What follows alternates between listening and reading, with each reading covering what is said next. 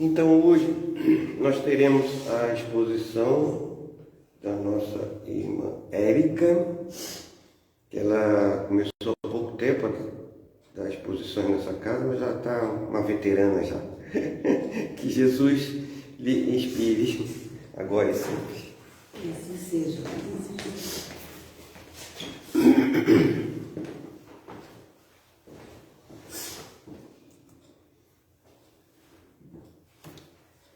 Boa noite, meus irmãos. Boa noite. Que a paz do nosso Mestre Jesus, então, permaneça conosco. E é sempre muito gratificante estar aqui, compartilhar um pouquinho do que a gente estuda, né? Porque, na verdade, quando a gente estuda, os primeiros necessitados somos nós. Então, era para eu estudar, mas tudo a gente não pode reter, a gente precisa passar. Então, que a gente possa compartilhar, né, esses momentos agora, refletir um pouquinho sobre esse tema, que o tema escolhido para esse mês é o tema parentes, que não é um tema não só atual, mas extremamente importante, que nos toca, que nos fala fundo ao coração, porque afinal todos nascemos numa família, todos temos uma parentela, e dentro dessa parentela, como nos lembra Emmanuel na mensagem inicial, que eu recomendo fortemente para que vocês releiam novamente, porque é uma mensagem muito rica, cheia de conceitos importantes para nos relacionarmos melhor com os nossos parentes.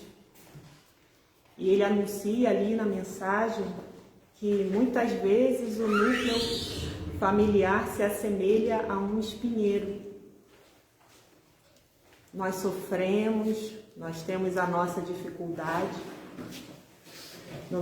no contato, né, com as pessoas com quem nós convivemos e que habitam ali conosco e dividem o mesmo espaço. Então, é sempre bom a gente, quando vocês puderem, releiam essa mensagem aí do Fonte Viva. E os tempos em relação à família, em relação à parentela, são realmente desafiadores para nós. A cada semana, né, muitas vezes a gente escuta, né, no noticiário notícias tristes, né, e por vezes incomuns e perturbadoras envolvendo família. Não somente aqui, né, no Brasil, mas em todo o nosso mundo, né? Mas essas notícias hoje em dia, devido à globalização, chegam até aqui e nos alcançam. Então a gente vê notícias, por exemplo, de filhos adolescentes que assassinam o próprio pai, pais que abandonam e negligenciam seus filhos, feminicídios muitas vezes cometidos na frente de crianças, né, que ficarão marcados para sempre por esse trauma. E todos esses acontecimentos, eles nos desafiam muito, desafiam a nossa capacidade de compreensão. E paralelamente, né, a esses dramas familiares que a gente vê, também existe aqueles nossos parentes que são portadores de doença, transtornos mentais, deficiências, dependências variadas, gerando dificuldades e sofrimentos para nós cotidianamente. Então, alguns desses dramas, se nós olharmos pela ótica de uma única existência, vão nos parecer aleatório e sem sentido, como se um acaso genético ou do destino se abatesse sobre aquele núcleo familiar e pronto, né? Se abateu e não tem mais, você teria que ficar ali convivendo com aquilo sem um entendimento, né? Mas a doutrina espírita, ela nos auxilia com relação a isso. Como já anunciou Emmanuel ali na sua mensagem, a doutrina nos ajuda a entender a dinâmica do sofrimento e das afinidades espontâneas em família através dos princípios kármicos que regem a composição familiar, bem como através dos bastidores espirituais do planejamento reencarnatório. Então, antes da gente começar a apresentar a contribuição preciosa do Espiritismo, eu vou resgatar dois conceitos importantes aqui para a gente refletir um pouquinho. Na época em que Emmanuel e que Kardec também escreveram os textos sobre família, e a gente vai partir, no caso de Kardec, do capítulo 14 do Evangelho segundo o Espiritismo. Quando a gente ouvia a palavra parente, imediatamente pensava-se em relação à consanguinidade. Mas de uns tempos para cá, mais especificamente da década de 70 para cá, muitas mudanças aconteceram no Ocidente em particular, no que a gente entende por parentela e no que a gente entende por família. E é importante, né, a gente fazer essa atualização, porque se a gente reparar ali na primeira mensagem do Emmanuel, as duas primeiras frases dão muito a entender isso, laços de sangue, consanguinidade, né? E, no entanto, a concepção de parente, também de família, se expandiu, se alargou, inclusive no plano jurídico, nas últimas décadas. Então, quando a gente procura pela palavra parente no dicionário, a definição vai indicar que parente significa qualquer pessoa que tem laços familiares com outra, seja por consanguinidade, né, como nos fala Emmanuel, mas também por afinidade ou adoção.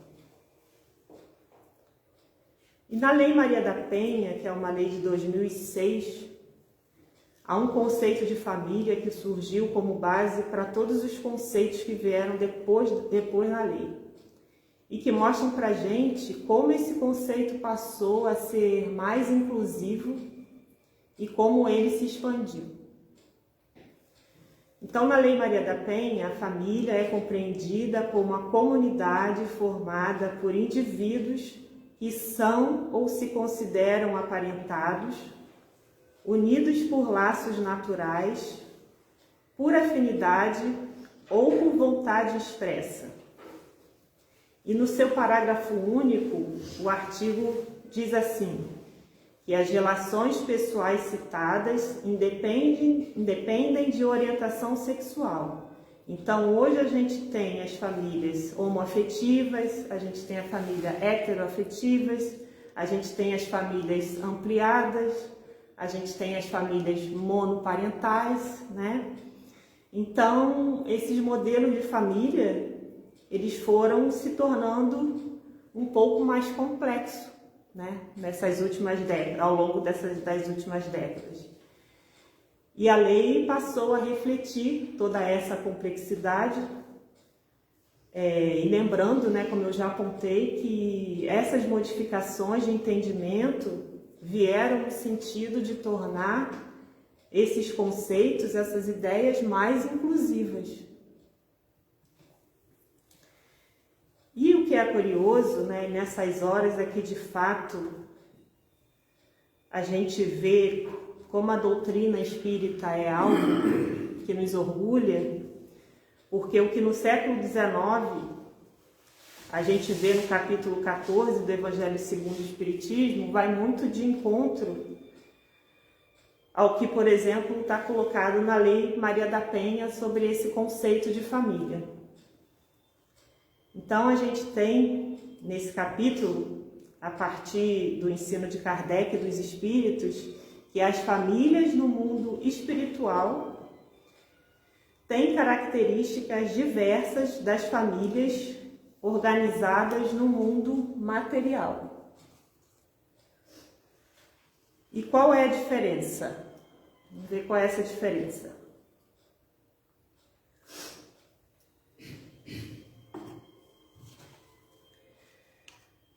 Os grupos familiares na espiritualidade, quando nós estamos lá aguardando entre uma existência e outra para voltar aqui, para reencarnarmos, elas são organizadas justamente como aponta a Lei Maria da Penha, de acordo com afinidade ou por vontade.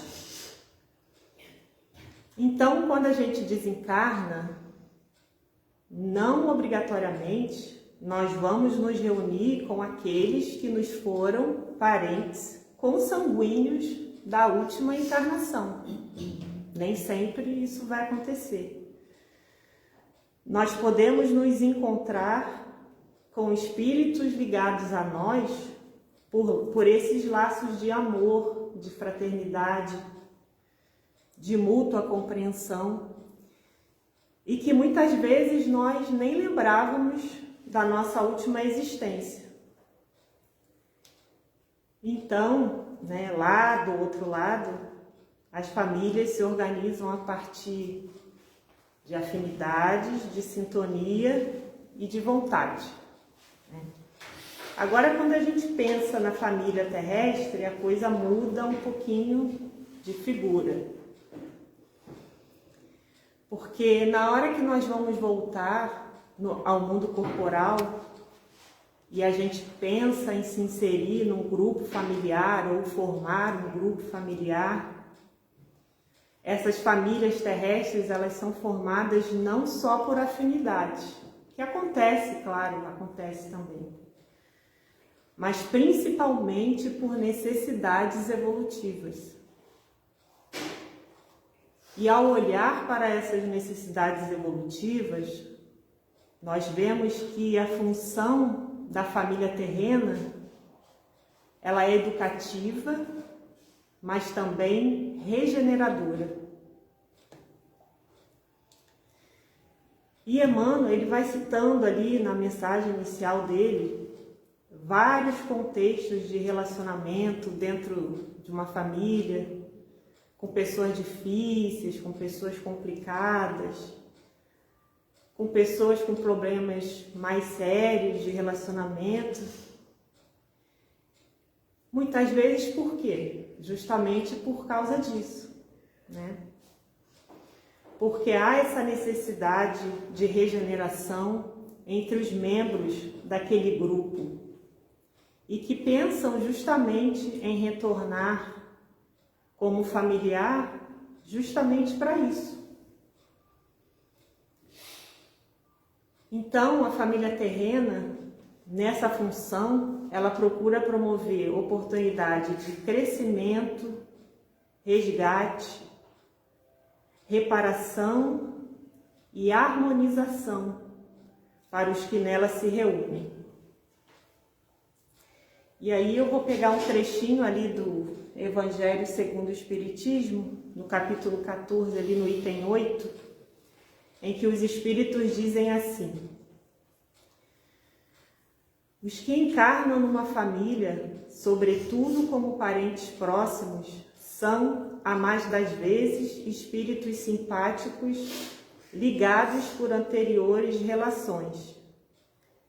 Também pode acontecer, sejam completamente estranhos uns aos outros, esses espíritos, afastados entre si por antipatias igualmente anteriores, que se traduzem na Terra por um mútuo antagonismo, que aí lhes serve de provação. Então, esse trechinho aí do capítulo 14, ele desenvolve e confirma, né, essa ideia que a gente apresentou aqui. Que a gente pode encontrar na nossa família terrena espíritos que se afinizam conosco, ou nós podemos nos sentir totalmente estranhos, né? E procure lembrar que muitas vezes, pelo menos comigo já aconteceu mais de uma vez, que veio alguém, né, e falou pra gente que se sente um estranho em casa, né, que não se sente pertencer àquela família, que tem a impressão que aterrissou ali de paraquedas, né? Porque não se dá com ninguém, né? Não sente ali, que não se sente amado, né? E se sente muitas vezes um estranho ali no ninho. Então, quantas vezes a gente já ouviu, né, alguém falar isso pra gente? E isso é muito comum. Mas o Espiritismo explica pra gente, né, que pode ser uma provação e que o indivíduo, quando planeja o retorno, ele se submete a essa provação. Só que a gente chega aqui e esquece de tudo, né? Emmanuel, no livro Religião dos Espíritos, ele também tem uma frase que eu gosto bastante, que ele diz assim: entre familiares e amigos, encontras na terra oficina do teu burilamento. Com raras exceções, todos apresentam problemas a resolver. Então, como nós não somos perfeitos, nossos parentes também não são perfeitos, sejam eles consanguíneos ou não, nossos amigos também não. E Emmanuel colocou aqui os nossos amigos, né? Não apenas os parentes. Então, portanto, nós vamos ter na nossa convivência do dia a dia, ao longo dos anos, nós vamos ter dificuldades de relacionamento. Nós vamos ter questões que vão surgindo afetivas de outra natureza. Então, com raras exceções, todos vão apresentar problemas a resolver.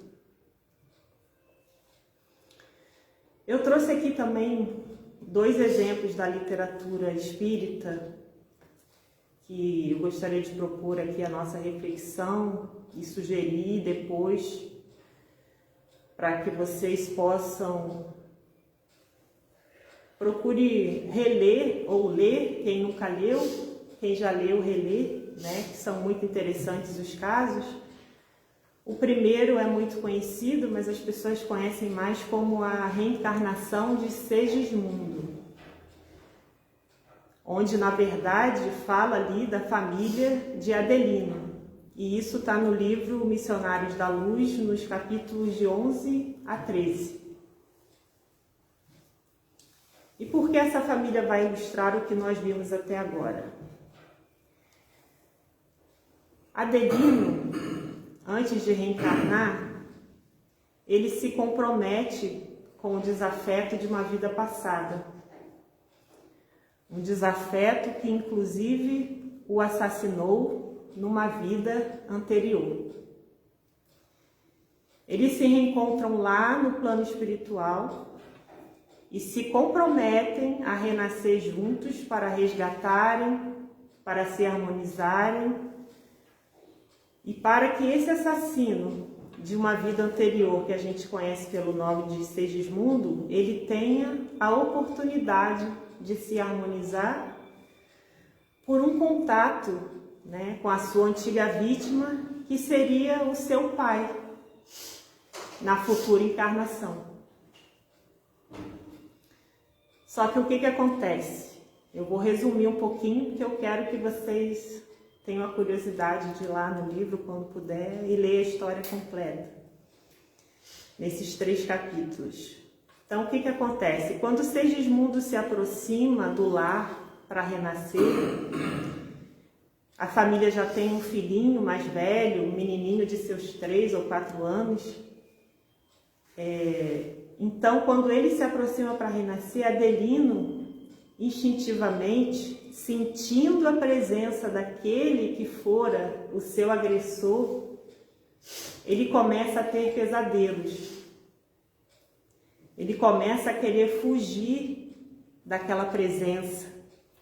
E ele acaba dificultando o renascimento de Segismundo. Então a equipe espiritual entra, né, Alexandre, André Luiz e outros companheiros espirituais, para dar uma assistência ali àquela família, né? E aí eles acabam promovendo o entendimento, né? Eu não vou falar mais o que acontece, para justamente instigar vocês, como eu falei. Eles acabam promovendo ali o entendimento, e a cena que a esposa de Adelino recebe Segismundo é realmente uma das mais lindas cenas que eu já li assim na literatura espírita. Então vale a pena, realmente, é emocionante. Então vejam, a família de Adelino é um exemplo do que pode acontecer nas nossas famílias também. Ou de nós sermos aqueles que agrediram, ou de nós recebermos agressores e termos no nosso convívio esses agressores.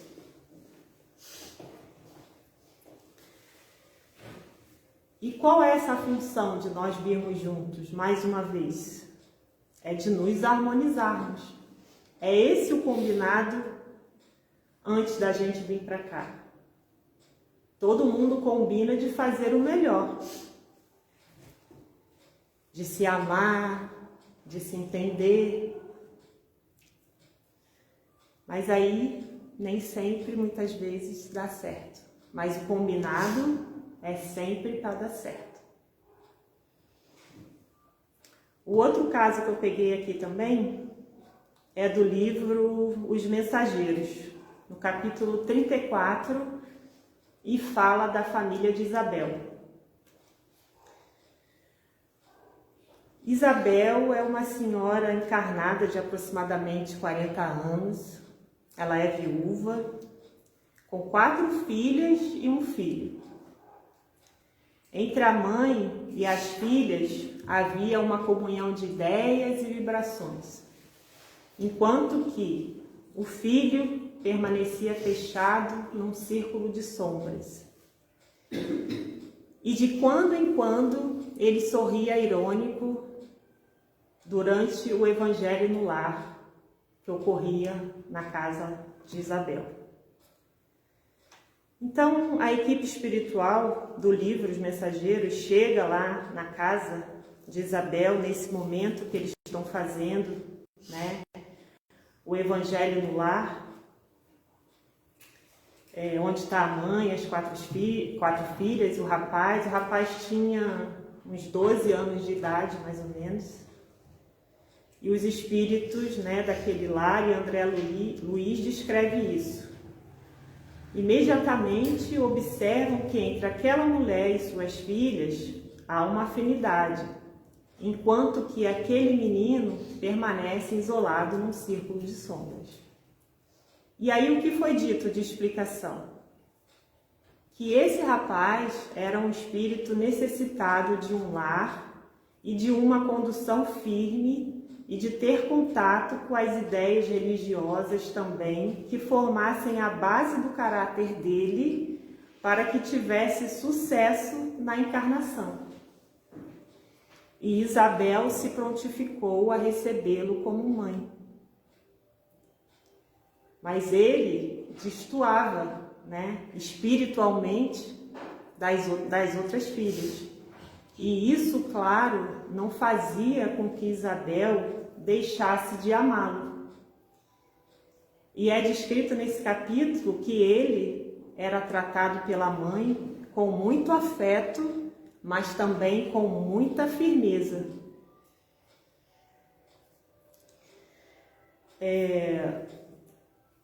Então, não vou, mais uma vez também não vou me aprofundar aqui muito, para deixar lá para vocês, quem quiser depois dar uma lidinha. Então, primeiro no livro Missionários da Luz e esse daqui nos Mensageiros.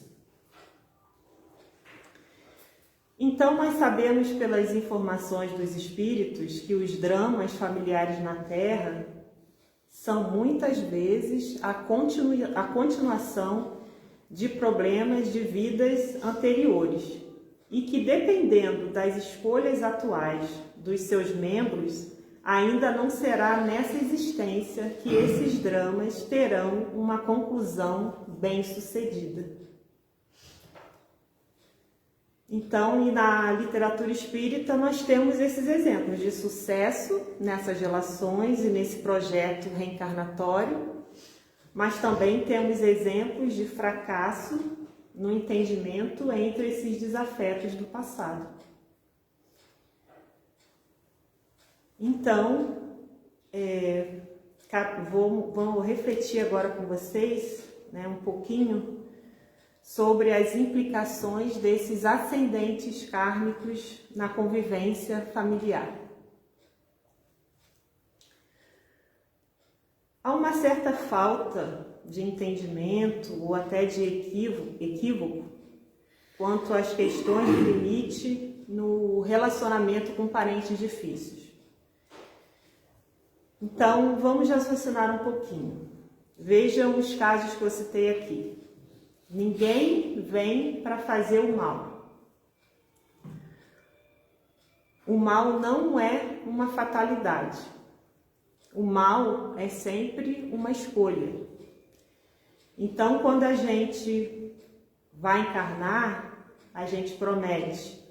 A gente faz esse projeto de voltar para cá, sempre com a ideia de fazer o melhor para se harmonizar com o outro.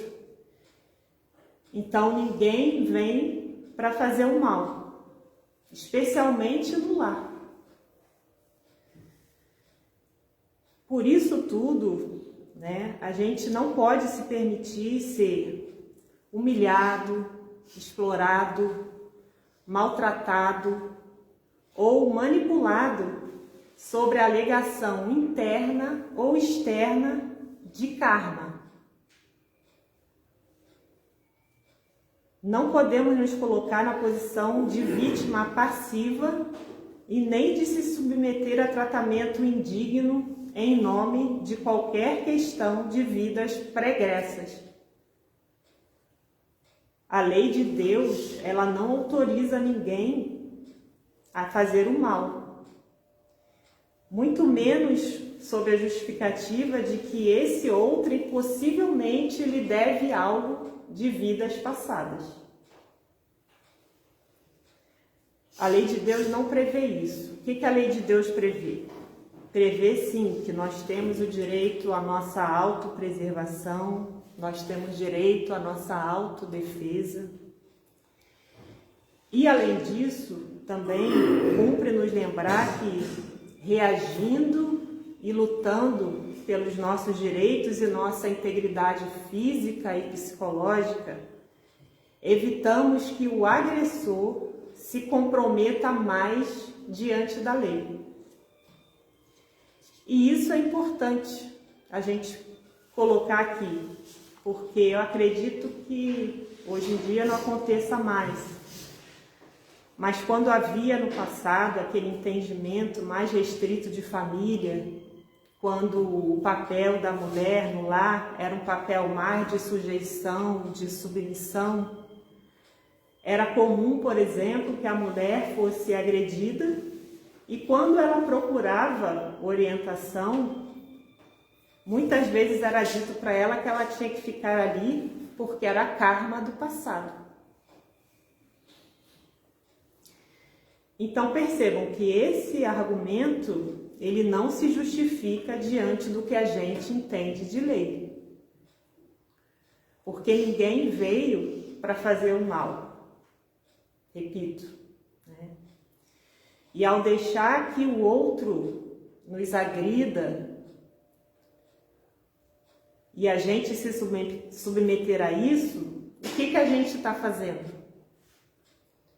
Deixando ainda mais que ela ou ele se comprometa diante da lei.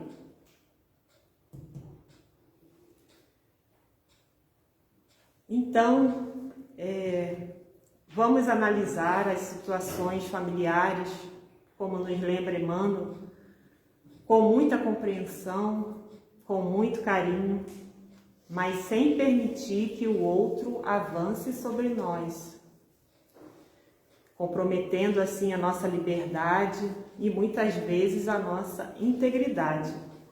E nem vamos fazer isso com os outros também. E lembremos também que dentro desse contexto familiar, nem sempre nós somos a vítima e o outro é o agressor, porque geralmente nós pensamos que somos sempre a vítima, porque nós temos a defesa do nosso ego, né? A gente sempre vai achar que é vítima e o outro é o agressor. Mas não, pode ser o contrário. Então, aquela tensão que muitas vezes possa surgir, né, no relacionamento, ela pode ter sido causada não pelo nosso parente que hoje nós temos dificuldade, mas sim por nós em alguma vida passada. O fato é que saber que tem uma causa nos ajuda a compreender. Mas a partir daí, o que a gente precisa aplicar, tendo esse entendimento? A gente tem que aplicar a lei de amor, a gente tem que aplicar a lei de caridade, conforme nos recomenda os Espíritos e o nosso Mestre Jesus. Eu gostaria também de dizer algumas palavras aos que lidam com quadros de sofrimento em família de longo curso, que muitas vezes já fizeram todo o possível pelos parentes, já fizeram o que era necessário para resolver dores, resolver doenças e dificuldades. Muitas vezes a gente já fez tudo o que era possível dentro daquela expiação ou dentro daquela provação que o nosso parente está passando. Então, nós temos que reconhecer a nossa impotência de curar, de querer resolver. Porque, vejam, principalmente quando a gente está olhando para parentes adultos, principalmente quando a gente está olhando para doenças degenerativas, nós não temos esse poder. Nós temos limite naquilo que a gente pode fazer. Seja um problema das dependências, que é um exemplo disso, mas também de determinadas doenças e de determinados transtornos mentais. Reconhecer a nossa impotência, o nosso limite, não significa, porém, abandonar o ente querido à própria sorte. Claro que não. E sim permanecer na presença, no cuidado. Então, onde nós não podemos curar, nós vamos cuidar. Onde nós não podemos fazer mais nada, porque chegamos no nosso limite, nós vamos estar ali com a nossa presença. E o que nós temos que fazer, principalmente nós, que somos espíritas, que a gente sabe que tem esses ascendentes kármicos de doenças graves, seja ela qual for a doença. Então, o que nos cabe reconhecer? Que materialmente falando, muitas vezes a gente de fato tem que aceitar aquela situação, tem que se resignar diante daquela provação, diante daquela expiação. Mas além do cuidado, da presença, nós que somos espíritas sabemos do poder da oração, cujos efeitos e desdobramentos acontecem fora da nossa visão material.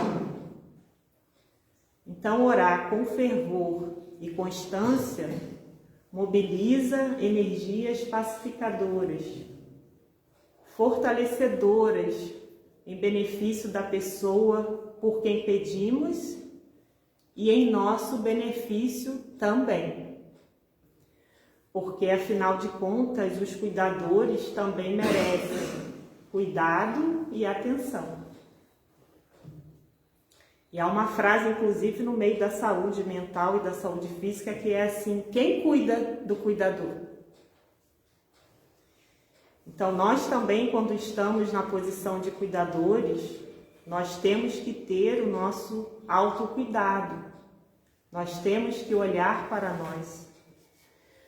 Então, a prática da oração, além de nos fortalecer e de mobilizar essas energias, ela também atrai para o nosso lar, para junto de nós, os bons espíritos que, em nome do amor, vêm nos dar o auxílio possível. E a gente também tem um exemplo na literatura espírita sobre essa questão da prece, no livro Entre a Terra e o Céu. É logo nos primeiros capítulos, eu não peguei o livro, mas eu me recordo que é logo no início. Eu me lembrei que é uma jovem adolescente, e ela faz uma oração para a mãe dela, que havia desencarnado, porque a madrasta dela estava com um quadro muito grave de depressão. Então ela faz essa oração, fervorosa, e essa oração alcança, o nosso lar, e alcança a espiritualidade de nosso lar, e toda uma equipe se mobiliza para ir àquele lar e atender a necessidade daquele núcleo familiar. Então percebam, como muitas vezes a gente realmente é impotente no plano material, mas do ponto de vista espiritual, nós temos uma outra potência, que é essa potência da oração, que é essa potência de assistência que os espíritos amigos vêm realizar em nosso favor, quando nós os convocamos através da nossa oração. Então, por fim, no capítulo 19 do livro Fonte Viva, Emmanuel também comenta aquela frase de Jesus para Pedro. Jesus fala assim para Pedro: apacenta as minhas ovelhas. Isso está em João, no capítulo 21, no versículo 17.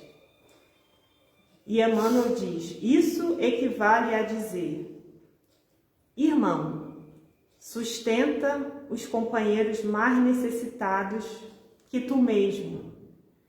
Ajuda ao próximo ao invés de ver gastá-lo.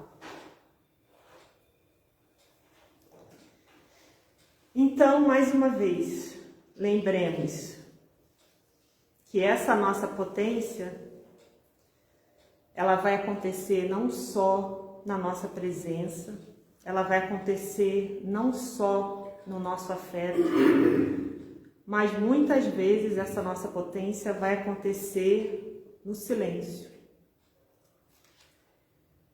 Que a gente não vergaste com as nossas palavras os nossos parentes difíceis.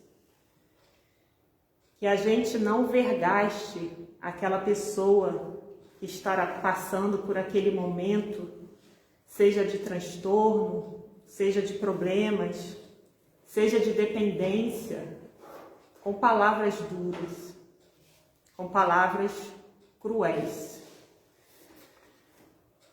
É por isso, então, que eu vou repetir essa frase, que eu acho muito importante que ela fique na nossa mente por um pouquinho mais de tempo. Irmão, sustenta os companheiros mais necessitados que tu mesmo. Ajuda ao próximo ao invés de vergastá-lo. Que o Senhor nos abençoe. Que assim seja. Tomar uma aguinha.